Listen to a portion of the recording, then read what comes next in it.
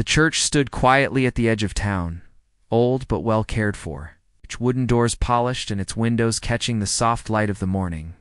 Bells had rung an hour earlier, gentle and steady, calling people in from the streets and homes nearby. By now, the pews were nearly full. Friends and relatives sat shoulder to shoulder, whispering softly, smiling, adjusting their clothes, and looking toward the front where everything had been carefully prepared at the altar. White flowers were arranged in simple vases. Nothing about the decoration was loud or extravagant. It was the kind of wedding that felt warm and personal, the kind where people came not just to witness a ceremony, but to be part of something meaningful. The air smelled faintly of flowers and old wood. Sunlight slipped through the tall windows, landing in quiet patches on the floor. At the front of the church, the pastor stood with his book closed in his hands. He had performed many weddings over the years. He had seen couples who laughed through their vows, couples who cried before they could even speak, and couples who stood so still they looked carved from stone. He knew that weddings came with nerves. He also knew that sometimes nerves were trying to hide something deeper. Today, he had felt calm when the ceremony began. Everything had seemed normal. The music played softly as the bride walked down the aisle. Heads turned. Smiles spread across faces. A few guests quietly wiped their eyes. The groom stood waiting, his posture straight, his face full of anticipation and pride. He watched the bride approach with a steady smile, clearly believing this was the happiest day of his life. The bride moved slowly, carefully. Her dress flowed behind her, simple but elegant, its white fabric catching the light with every step. A veil rested over her hair, framing her face. From a distance, she looked like any other bride, beautiful, calm, almost glowing.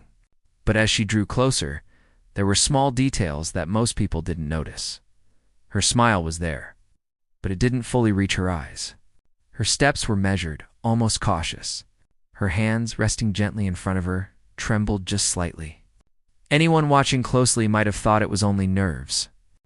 After all, standing in front of so many people on such an important day would make anyone uneasy. The pastor noticed these things without trying to. Years of listening to people had trained his eyes as much as his ears. He watched the bride as she took her place beside the groom. When she lifted her eyes to meet his, there was a brief moment where her expression changed. Just for a second, something like fear passed through her face. Before she quickly looked away, the ceremony began. The pastor spoke the opening words in a calm, steady voice. His tone was warm and welcoming. The guests settled into silence, listening closely. The groom nodded along, relaxed and confident. The bride stood quietly, her shoulders straight, her head slightly lowered. As the pastor continued, he glanced between them, as he always did. He noticed how the groom leaned slightly toward the bride, as if trying to reassure her with his presence. He noticed how the bride kept her hands clasped together, fingers pressing tightly, then relaxing, then pressing again. The words of the ceremony filled the church, familiar and comforting. Promises of love, commitment, and support echoed softly off the walls. Everything moved forward just as planned. Yet, with each passing moment, the pastor felt a growing sense of unease. It wasn't dramatic or sudden. It was quiet, like a small weight settling in his chest. He had learned not to ignore that feeling. When the time came for the vows, the groom spoke first. His voice was clear and strong. He spoke about standing together through good times and hard times, about trust and respect, about building a life side by side. Guests smiled. Some nodded approvingly. His words sounded sincere. Then it was the bride's turn. She lifted her head. For a moment it seemed like she might speak easily. But then her breath caught. She paused. The silence stretched longer than expected. A few people shifted in their seats. She began to speak, but her voice was quieter than anyone anticipated. It wasn't weak, but it carried a strain, as if each word required effort. She spoke carefully, choosing her words with caution. Her eyes stayed fixed on a spot just past the pastor's shoulder, rather than on the groom. The pastor listened closely. The words themselves were fine. There was nothing wrong with what she was saying. but how she was saying them told a different story. As she spoke, she adjusted her posture. Her arm moved slightly, lifting just enough for the pastor to notice something beneath the edge of her sleeve. It was brief. She lowered her arm again almost immediately. Most people would have missed it entirely, but the pastor saw it. He didn't react right away. He continued listening, his face calm. Inside, his thoughts began to turn. What he had seen wasn't clear enough yet to be certain of anything. It could have been nothing.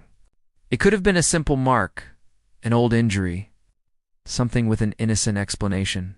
Still, the feeling in his chest grew heavier. The bride finished her vows and fell silent. The groom smiled, relieved. The guests relaxed again. A quiet sense of joy returned to the room.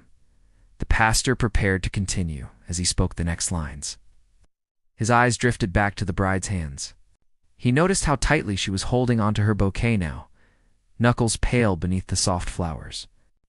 Her breathing was shallow. Her shoulders rose and fell just a bit too quickly. He slowed his speech slightly, buying himself time. He shifted his position, stepping just a little closer. From this angle, he could see her more clearly. When she moved again, adjusting her veil this time, the sleeve of her dress shifted just enough. This time, there was no doubt. The mark was faint but unmistakable. It wasn't fresh enough to draw immediate attention, but it wasn't old enough to be ignored either. It told a story that didn't belong in a moment like this. The pastor's heart sank. He felt the weight of responsibility settle heavily on his shoulders. This wasn't just about a ceremony anymore. This was about a person standing in front of him.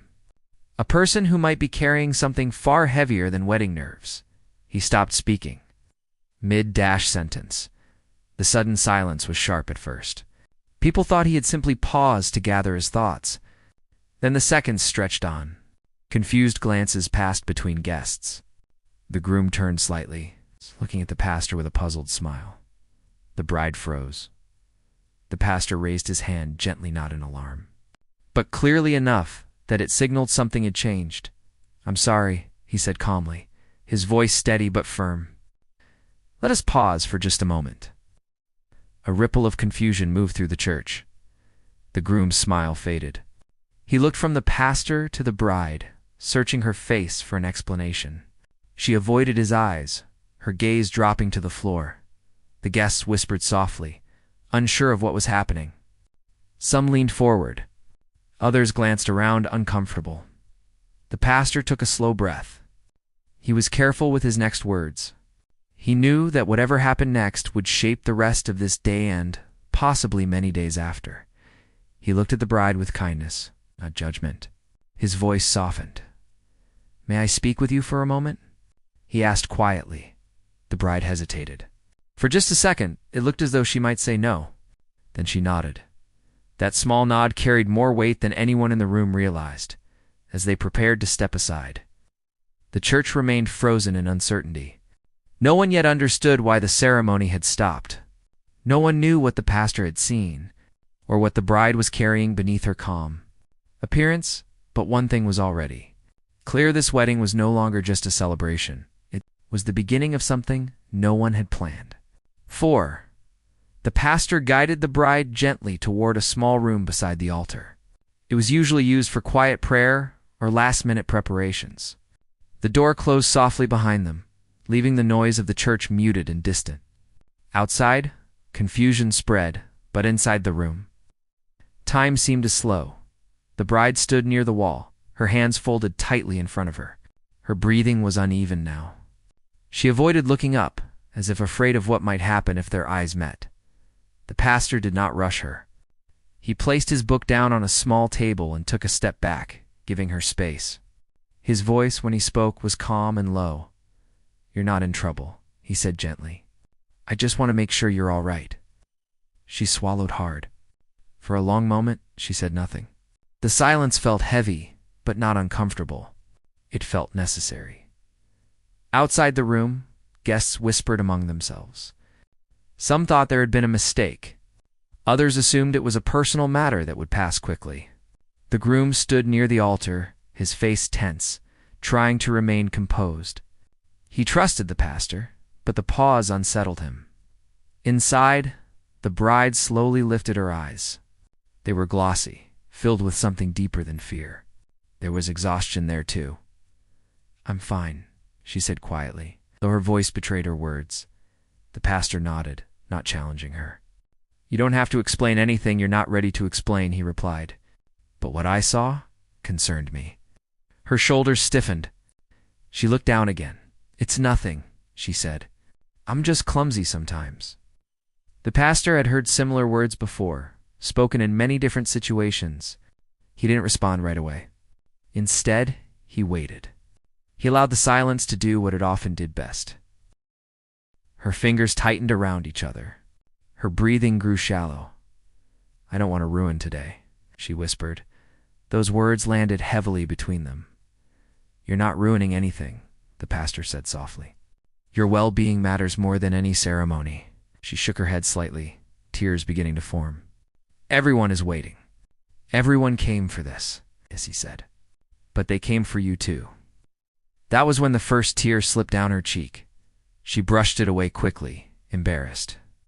The pastor handed her a tissue without comment. For several seconds, she stared at the floor. Then she took a deep breath, as if preparing herself for something she had been holding back for a long time. Outside, the groom paced slowly. A few relatives approached him with quiet questions, but he waved them off politely. His eyes kept drifting toward the closed door. A feeling he couldn't name began to settle in his chest. Inside the room, the bride finally spoke again. "I didn't plan for this," she said. "I really didn't," Pastor nodded. "Most things like this are never planned." She lifted her arm slightly, hesitating, before pushing the sleeve back just enough to reveal what she had tried so hard to hide. The mark was clearer now in the softer light of the room. It wasn't dramatic, but it didn't need to be. The pastor didn't flinch. He didn't ask questions right away. "How long?" he asked gently. She shrugged, her shoulders trembling. "A while? Do you feel safe right now?" Another pause. "I don't know," she admitted. Those 3 words said more than a long explanation ever could. The pastor leaned back against the table, keeping his voice steady. "You don't have to make any decisions this moment," he said. "But I need to understand what you want." She looked at him then, really looked at him. "I want today to be over," she said. "I want everything to stop." Outside, the groom was finally approached by the pastor's assistant, who quietly suggested he step aside as well. Confusion gave way to concern as he followed. Inside the small room, the pastor listened as the bride spoke in fragments. She didn't tell a long story. She didn't name details. She spoke in careful pieces, as if testing each word before letting it go. She talked about pressure, about expectations, about being told repeatedly that this day would fix everything, that once the wedding happened, things would be different. "But they never really change," she said softly. The pastor nodded. He had heard that belief many times before. A knock came at the door. The groom stepped inside, his expression tight with worry. His eyes immediately went to the bride's face. When he saw her tears, his own breath caught. "What's going on?" he asked quietly. The pastor raised a hand slightly, signaling calm. "We're just talking," he said. "Please sit." The groom hesitated, then obeyed. He looked from the pastor to the bride, searching for answers. She couldn't meet his eyes. The pastor spoke carefully. "I paused the ceremony because I was concerned," he said. "This is not about blame. This is about understanding." The groom frowned. "Concerned about what?" The bride closed her eyes. The pastor gave her a moment, then continued. "I noticed something that suggested she might not be feeling safe." The groom's face drained of color. "Safe," he repeated. The room felt suddenly smaller. "I would never hurt her," the groom said quickly, almost offensively. The pastor nodded. "I'm not accusing anyone," he said calmly. "But today cannot continue without honesty." Silence fell again. The bride's voice was barely audible when she spoke. "I didn't know how to stop it," she said. The groom turned toward her sharply. "Stop what?" She shook her head, tears spilling freely now. "Everything." The weight of her words hung in the air. Outside, the church waited. Guests whispered. Some checked their phones. Others prayed quietly. No one yet understood that what was happening behind that door was far more important than any ceremony. Inside, the pastor watched both of them carefully. He could see shock on the groom's face, pain and confusion mixing together. He could see relief and fear battling within the bride. This pause, the pastor said gently, is not a punishment. It's a chance. The bride wiped her eyes. A chance for what? A chance to choose freely, he replied. The groom sat back slowly, his hands resting on his knees. I thought this is what you wanted, he said, his voice cracking. I thought so too. She whispered. The room grew quiet again. The pastor stood and moved toward the door. I'm going to give you both a few minutes, he said. No pressure. No audience. He opened the door and stepped out, leaving them alone with the truth that had finally surfaced in the church. The silence deepened. No one knew yet whether the ceremony would continue, but one thing was becoming clear. Whatever happened next would change all of their lives. The room felt too quiet after the pastor stepped out. The soft click of the door closing sounded louder than it should have. For a moment, neither of them spoke. They sat a few feet apart, the space between them filled with things that had never been said out loud. The bride kept her eyes on the floor. Her hands rested in her lap, fingers twisting the fabric of her dress. The groom watched her closely, searching her face for something familiar, something reassuring. What he saw instead frightened him. I don't understand, he said finally, his voice low.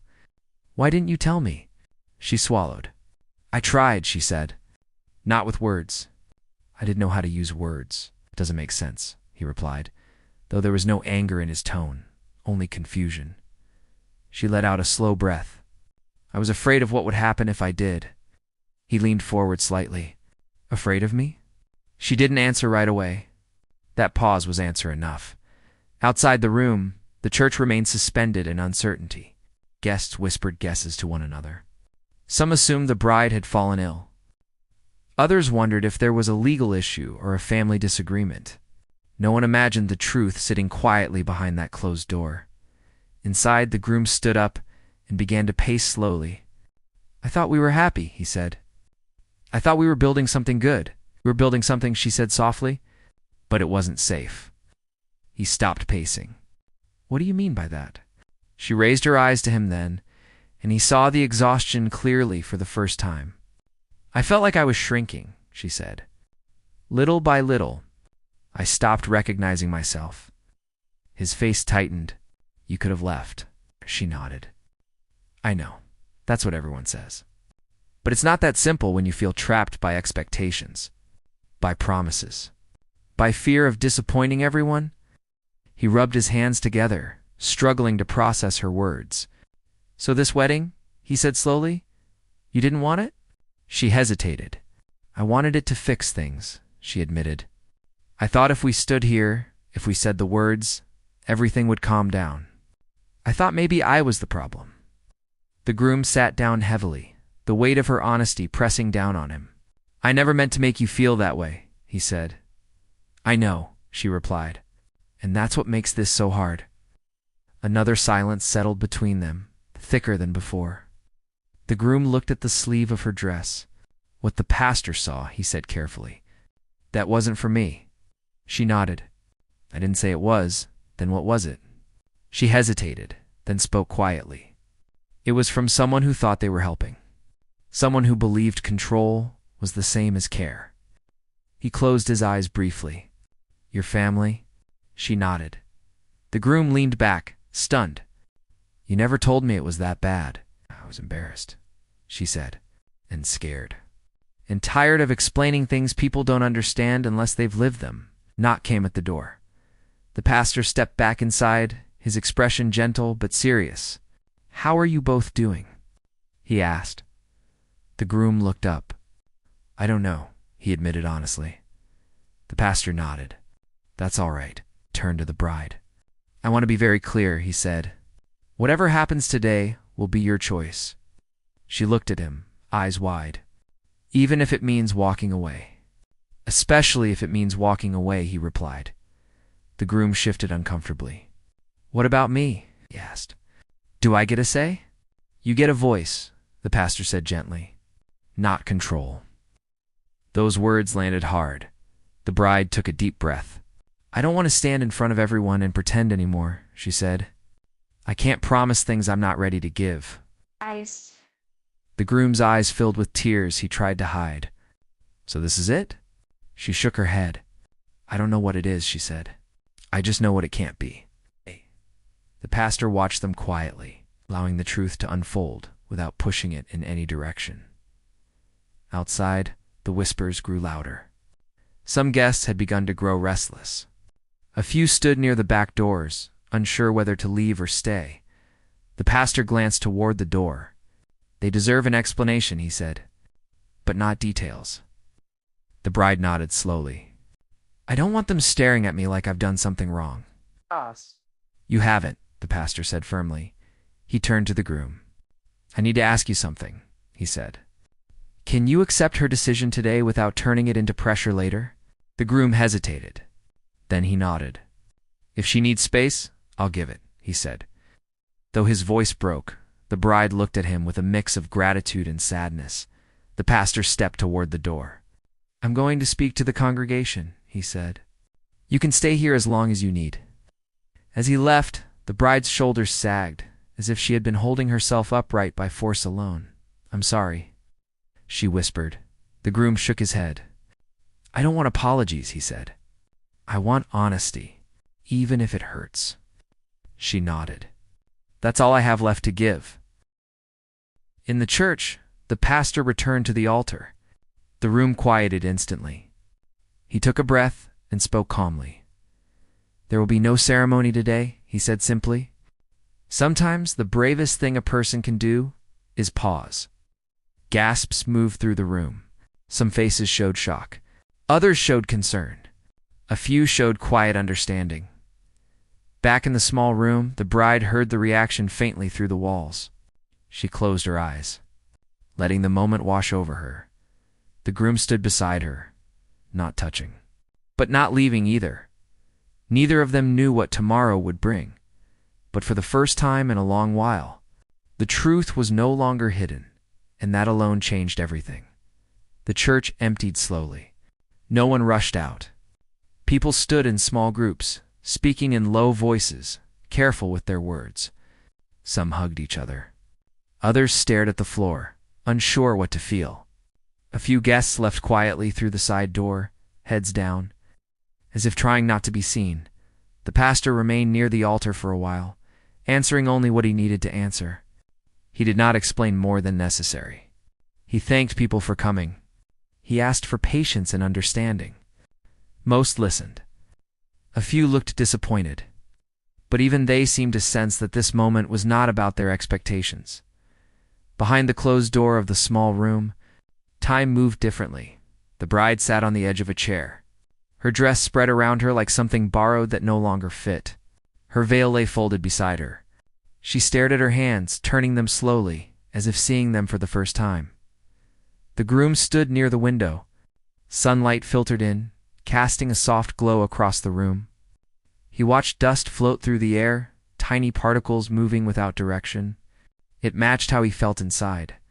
Neither of them spoke for a long time. Finally, the bride broke the silence. I didn't think it would end like this, she said.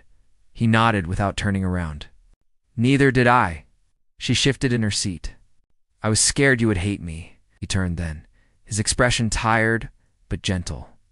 I don't hate you, he said. I'm just trying to understand where I fit now, she swallowed. I don't know yet. Those words hurt, but they were honest. Outside the room, the pastor spoke quietly with a few close relatives who had stayed behind. He reminded them that today was not about shame or failure. It was about listening. Some nodded. Some struggled. When the pastor returned to the small room, he knocked lightly before entering. I wanted to check on you both, he said.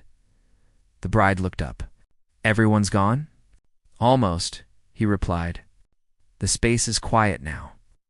She let out a slow breath, as if she had been holding it since morning. The pastor sat down across from them. "You did something very difficult today," he said. "That takes courage, even when it doesn't feel like it." The groom looked at the floor. "It feels like I lost something before I even understood what it was," he said. "That's a fair feeling," the pastor replied. "Loss doesn't always come with clear explanations." The bride's eyes filled again. "I didn't want to hurt anyone," she said. "I just wanted the noise in my head to stop." The pastor nodded. "Sometimes stopping is the only way to hear yourself." They sat quietly again. Outside, a car engine started and faded into the distance. The church felt empty now, stripped of celebration. But there was a strange calm in that emptiness. The groom finally spoke. "What happens next?" The pastor answered carefully. "Next doesn't have to be decided today. You both need rest, space, support." The bride looked at him. "Am I allowed to leave?" He met her eyes. "You are allowed to do whatever helps you feel safe." She nodded, a small but meaningful gesture. The groom hesitated, then asked, "Can I walk her out?" The bride looked surprised. She studied his face, searching for pressure or expectation. She found none. "Yes," she said quietly. They walked slowly down the empty aisle together. The flowers were still fresh. The music had stopped. The sunlight looked different now, softer, less demanding at the doors. They paused. "I don't know what this means for us," the groom said. She nodded. "I don't either. But I don't want this to be the end of respect," he added. She looked at him then. Really looked at him, and for the first time that day, she smiled, not the careful smile from earlier, but a tired, real one. "Thank you," she said outside. The air felt cooler. The world moved on as if nothing extraordinary had happened, but for them, everything had changed. They stood by the steps for a moment before going separate ways. Later that afternoon, the bride sat alone in a quiet place far from the church. She changed out of her dress and folded it carefully, placing it back in its bag. She touched the fabric once more before closing it. She did not cry. Not yet. Instead, she stared out a window and allowed herself to feel something unfamiliar. Relief, not happiness. Not certainty. Just relief. Meanwhile, the groom returned to a space that no longer felt like home. He sat on the edge of the bed, still dressed for a wedding that never happened. He replayed the morning in his mind, noticing moments he had missed, signs he had brushed aside. He realized how easy it had been to assume everything was fine. That thought stayed with him. As evening approached, the pastor locked the church doors. He stood on the steps for a while, looking at the sky as the light faded. He felt no regret for pausing the ceremony. Only gratitude that he had listened when something didn't feel right. He knew people would talk. Stories would spread. Opinions would form, but he also knew that one person had been given space to breathe, and sometimes that was enough. That night, messages went unanswered. Calls were ignored. The bride turned her phone off and let the quiet settle around her. She lay awake for hours, not because she was afraid, but because her mind was finally still enough to hear its own thoughts. She did not know what tomorrow would bring, but for the first time in a long time, tomorrow felt like it belonged to her. Morning came quietly. There was no rush, no schedule to follow, no guests waiting. The bride woke up in a small room that felt unfamiliar but safe. Light slipped in through thin curtains, resting gently on the floor. For a few seconds, she lay still, unsure where she was. Then everything from the day before returned, not all at once, but slowly. Like waves reaching the shore, she sat up and took a deep breath. Her chest felt lighter than it had in months. The fear was still there, but it no longer pressed against her from all sides. She wrapped her arms around herself and stayed that way for a moment. Grounding herself in the present, her phone buzzed softly on the table beside the bed. She looked at it, but didn't pick it up right away. She already knew what she would find: messages filled with concern, confusion, questions, and opinions. She wasn't ready for that yet. Instead, she stood and walked to the window. Outside, people moved through their day as usual. Cars passed. A child laughed somewhere nearby. Life had continued, even though hers had changed direction. Later that morning, the groom sat alone at a small kitchen table, staring into a cup of coffee that had gone cold. He hadn't slept much. Every time he closed his eyes, he saw the church, the sudden pause.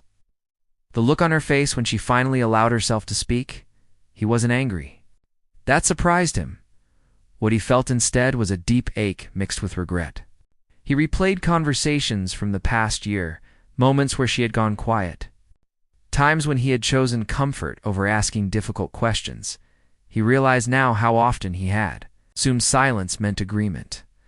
Around midday, the pastor visited her quietly. He didn't call ahead. He simply knocked and waited.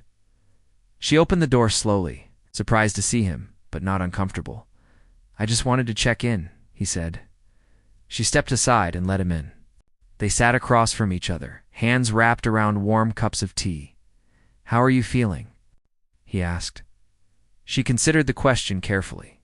"Not fixed," she said, "but awake." He smiled gently. "That's a good place to start." She hesitated, then asked, "Did I do the wrong thing?" He shook his head. "You chose honesty over performance. That's never wrong." Tears welled in her eyes, but she didn't fight them this time.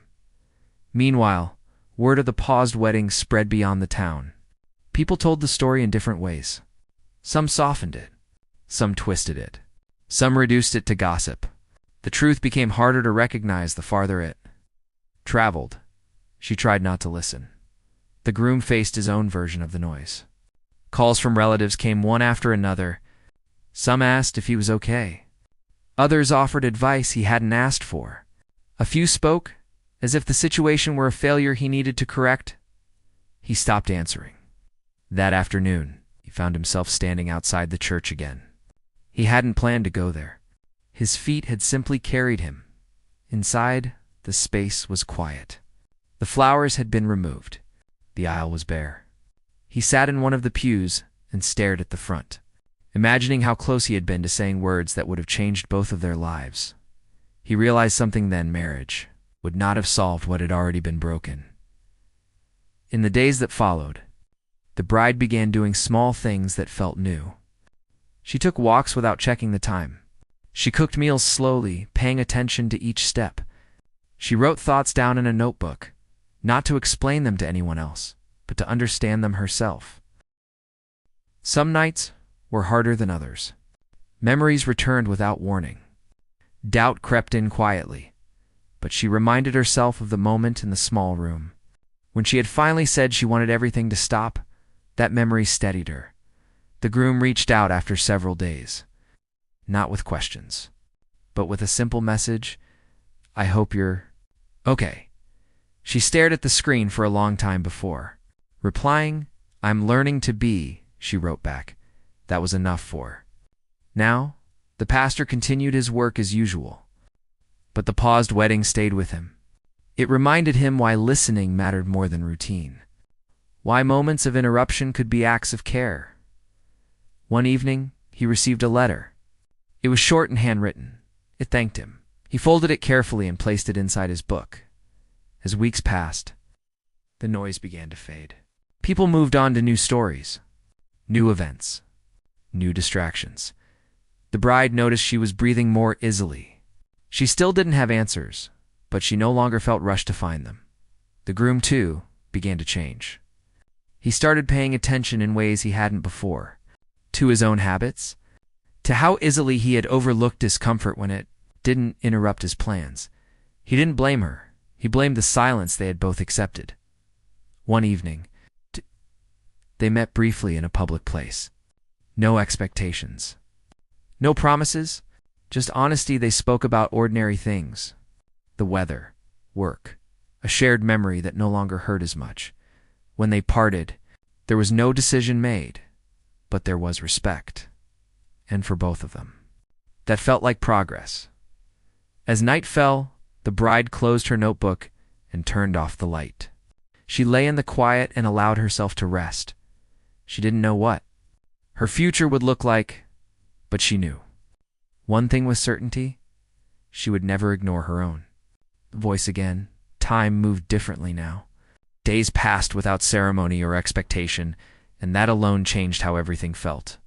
The bride began to notice small shifts in herself. She woke earlier. She ate when she was hungry, not when she felt she should. She allowed herself to rest without guilt. Some mornings were heavy. Memories returned in quiet flashes. Other mornings felt light, almost hopeful. She learned not to judge either. Both were part of the same road. She started meeting with someone who listened without interrupting. There were no quick answers offered, no pressure to forgive or forget. Just space. That space felt unfamiliar at first, but slowly it became something she relied on. She spoke about the wedding day more than once. Each time the memory felt less sharp, less frightening. She could talk about the moment the ceremony stopped without her chest tightening. She could remember the silence without feeling ashamed. Meanwhile, the groom tried to rebuild his routines. He returned to work, but his focus wandered. He found himself noticing how often people around him stayed quiet when they were uncomfortable. He wondered how many times he had done the same. One evening, he called the pastor. "I keep thinking about that moment," he said. The pause. The pastor listened. "Pauses are uncomfortable," he replied, "but they reveal what motion hides." The groom sat with that thought for a long time after the call ended. A week later, the bride received a message from a relative she hadn't spoken to since the wedding. The message was short. It wasn't an apology. It wasn't an accusation either. It simply asked how she was. She stared at the screen, unsure how to respond. In the end, she chose honesty. "I'm taking care of myself," she wrote. That felt like enough. The noise from the outside world continued to fade. People stopped asking questions. Life filled the space again. The bride noticed she could walk through a day without thinking about the wedding at all. When she did think about it, the feeling was no longer fear.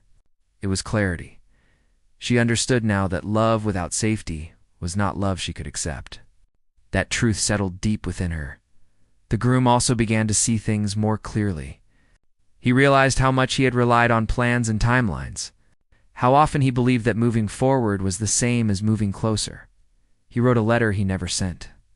In it, he apologized without excuses. He thanked her for her honesty. He admitted his own blind spots. Writing it felt necessary, even if no one else ever read it. One afternoon, they crossed paths again by chance. It wasn't planned. Neither had prepared for it. They stood awkwardly at first, unsure what to say. Then the bride spoke. "I'm doing better," she said. He nodded. "I'm glad." There was no tension, no urgency. Just two people standing in the truth of where they were. "I've been learning," he added, "about listening." She smiled slightly. "Me too." They parted with a quiet understanding that whatever came next would be chosen carefully, not rushed. That evening, the pastor sat alone in the church.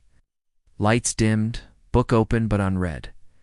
He thought about how many times people asked him why he stopped the ceremony.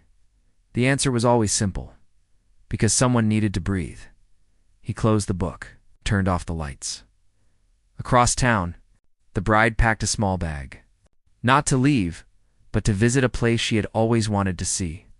A simple trip, something just for herself. She paused at the door, took a breath, stepped out. It wasn't freedom yet, but it was the beginning of it. The trip was simple. No big plans. No crowded places. Just quiet streets, early mornings, and long walks where the bride could think without being interrupted. For the first time in years, she noticed how her body felt when it wasn't tense. Her shoulders rested naturally. Her breathing slowed. She spent time sitting alone with a cup of tea, watching people pass by. Couples argued softly. Friends laughed. Life moved in ordinary ways. It reminded her that her story was only one among many, and that endings did not mean the world stopped. At night, she wrote in her notebook again. This time, the words came easily. She wrote about what she wanted in the future, not in detail, but in feeling. She wanted calm. She wanted safety. She wanted to choose without fear. Back home, the groom continued his own work. He listened more than he spoke. When people asked questions, he answered simply. He no longer felt the need to defend or explain everything. He understood now that some things were meant to be learned quietly. He thought often about the day at the church, but not with anger. The memory had changed. It no longer felt like embarrassment. It felt like a lesson he hadn't known he needed. The pastor received a short message from the bride while she was away. It thanked him again, not for stopping the wedding, but for seeing her when she couldn't speak. He read it once, then again, and smiled softly. When the bride returned home, she felt different. Not healed, not complete, but stronger. She unpacked her bag slowly, placing each item back where it belonged. It felt symbolic, like she was putting herself back together in her own way. She met the groom one last time, not to decide the future, but to acknowledge the past. They spoke kindly. They wished each other well. There was sadness, but there was also peace. As they walked away from each other, neither felt defeated. They felt free to become who they were meant to be. Time passed, quietly and without announcement. Life did not return to what it had been, but it moved forward in a new shape. The bride settled into routines that felt like her own. She chose where to go, when to rest, and who to let close. Some days were still hard, but she trusted herself now. That trust made all the difference. She no longer replayed the wedding day with shame. Instead, she saw it as a moment where her life turned toward honesty. A moment where silence was broken, not with anger, but with care. When she thought of the pastor standing there, asking for a pause, she felt gratitude, not pain. The groom also found his footing again. He learned to slow down, to notice discomfort both in himself and in others. He carried the lesson with him into every conversation that followed. He understood now that love was not proven by pushing forward, but by knowing when to stop. They did not become strangers, but they did not remain the same either. What they shared became part of their past, something meaningful that did not need to be repeated to be honored. The church returned to its quiet rhythm. Other weddings took place. Other vows were spoken. But for the pastor, that pause ceremony stayed close to his heart. It reminded him that his role was not just to perform rituals, but to protect people when something felt wrong. Sometimes, stopping was the most faithful act of all. Years later, the bride would think back on that day and feel steady. She would remember walking away not as a failure, but as a beginning. A choice made in truth. Life did not become perfect after that, but it became real, and that reality gave her something she had never had before: peace.